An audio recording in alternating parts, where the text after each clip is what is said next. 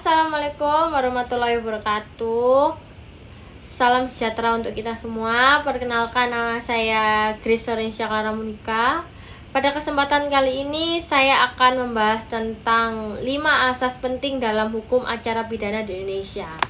Yang pertama ada asas legalitas, yang dimana berbunyi semua tindakan dalam proses pidana harus berlandaskan hukum. Tidak ada seorang pun yang bisa ditangkap, ditahan, ataupun diadili tanpa aturan yang jelas dalam undang-undang.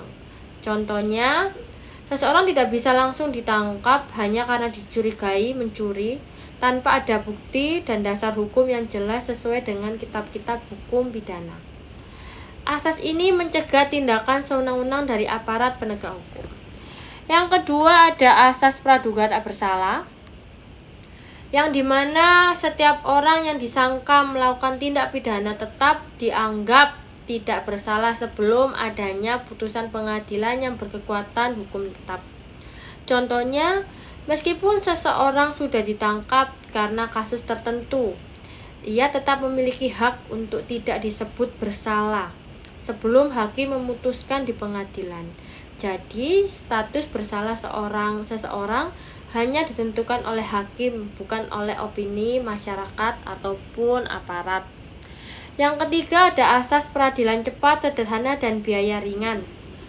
Proses peradilan pidana tidak boleh berlarut-larut, prosedurnya harus jelas, tidak berbelit-belit, dan biaya tidak memberatkan pencari keadilan. Contohnya yaitu jika ada perkara ringan seperti pencurian kecil, proses peradilannya tidak seharusnya memakan waktu yang memakan bertahun-tahun. Dengan asas ini masyarakat bisa memperoleh keadilan secara efektif dan efisien.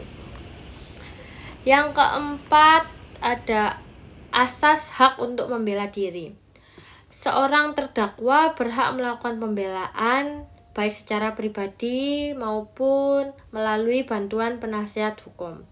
Contohnya, seorang terdakwa berhak didampingi pengacara untuk menyampaikan bukti, saksi, atau argumen yang bisa meringankan dirinya.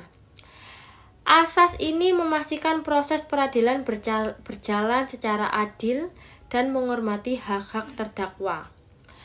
Yang kelima ada asas peradilan terbuka untuk umum. Persidangan pada dasarnya dapat dihadiri masyarakat umum agar proses peradilan berlangsung secara transparan dan diawasi oleh publik. Contohnya, sidang kasus pidana umumnya bisa dihadiri oleh wartawan ataupun masyarakat agar prosesnya terlihat jelas dan terbuka. Namun, ada pengecualian jika sidang menyangkut moral atau keamanan negara, misalnya kasus asusila atau rahasia negara. Sebagai penutup, kelima asas tersebut menunjukkan bahwa hukum acara pidana tidak hanya berfungsi untuk menegakkan keadilan, tetapi juga menjamin perlindungan hak asasi setiap orang di hadapan hukum. Kesimpulannya, asas-asas dalam hukum acara pidana memiliki peran penting sebagai pedoman bagi penegak hukum dalam menjalankan tugasnya.